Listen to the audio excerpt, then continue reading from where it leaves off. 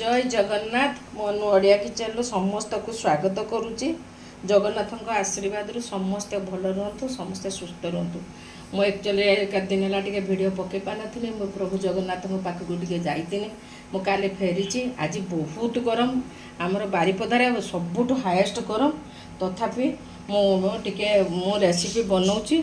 तेणु आपण मैंने रेसिपी की भल कर वाच करूँ, टे लाइक करूँ, टे शेयर करूँ, टे सब्सक्राइब करूँ।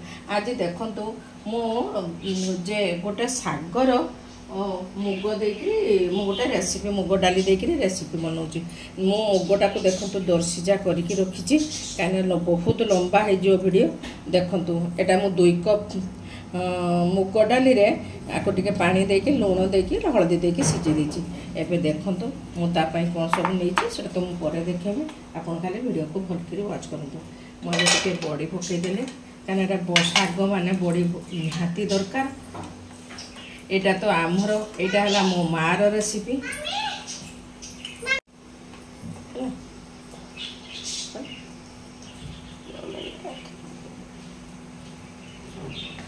देखंतु मु एबे बड़ी टिके भाजी दउची।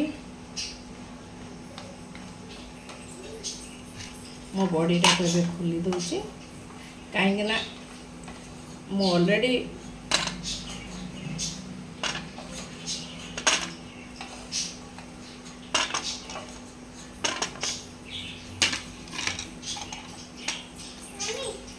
देखंतु मु सही फ्राई पैन में डालीटा पकई देली। डाली जेहेतु सिझिकी अच्छी मुझे देखु मुझे डाली मु मुग डाली शाग करुच्ची। देखु मुझे पकईदेली शाग शागटा बा केते समय सिझिब मुझे अनुसार सिझेबी। आपण मैंने तो बहुत रक डाली बनई थे थे मो टाइम डाली बनातु। यहाँ मुग डाली भी बहुत प्रकार अच्छी मुझे बनाऊँगी आपन टिके वाच करंतु। टिके रसुण कंचा लंका एबे भी पकईदेली छुंकीमी तो पर एबे देखंतु मु टिके रसुण लंका भी पकईदेली। ये बहुत जदि आप डाली सीझे कि रखुंट बहुत कम समय भितर डालीटा हो। जेहेतु बर्तमान खरा दिन आमर बारिपदार बेसी डाली ना शाग भल मिलूनी जहाँ मिली मुझे करुँची।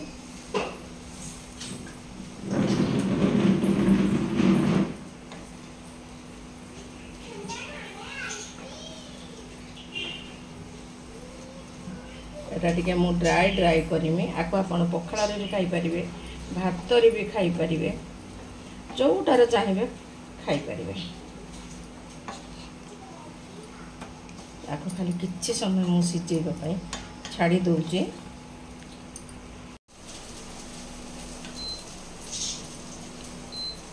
देखंतु केते सुंदर मु डालीटा को सिझेदेली। एबे मु छुंकी देवी जेहेतु आम शाग शिखुचे खाली यहाँ गोटे काम करेंगे डालीटा टे दर्शिजा करदे शाग पकईदेवे ता सतर टे रसुण लंका देदेवे। मुझे फ्राइंग पैन बसई दूसरी देखते संगे संगे गोटे आइटम हो।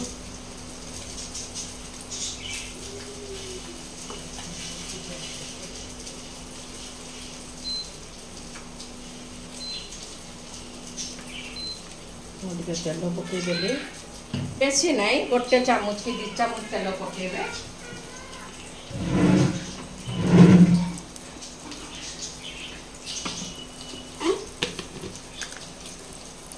खाली टिके जीरा पकईचे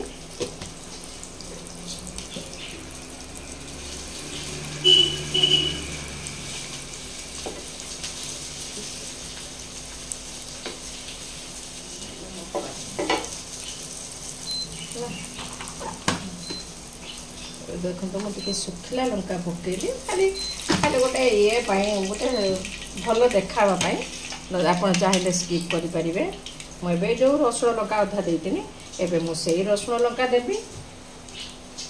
तो देखो मुझे टे गोटा रसुण खाली पकईली। गोटा रसुण जो आप पाटे बाज बहुत टेस्ट लगे।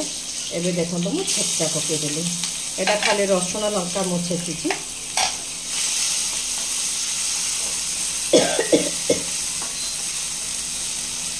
आपको पूरा भाजापी पूरा ब्राउन कलर है पर्यटन आम भाज। छुंक भी आपन तो सेमती जानी परिबेनी छुंक बहुत सुंदर आखि की सुंदर पाई कि आपन चाहिए ताको स्किप भी करि परिबे। एबे देखंतु मु से डालीटा को देली गोटे बढ़िया छुंक हो गला।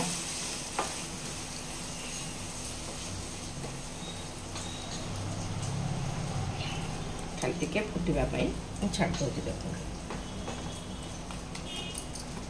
एमती टिके हाथ में भांगी देवे।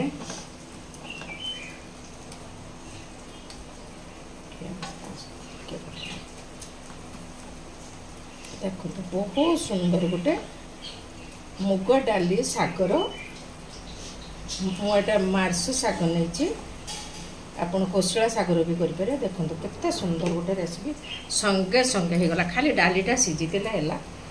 मुझे कौन कर देखो आप मुझे ओह्लई दूची कारण पूरा ड्राई करें खाली टिके पानी रखिए।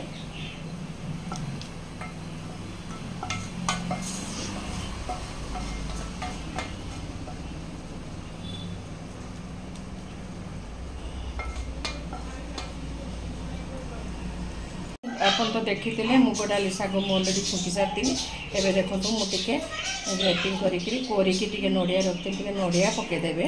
लास्ट आपन टे बड़ी पकईदे बड़ी पकईदे सब सुंदर लगे।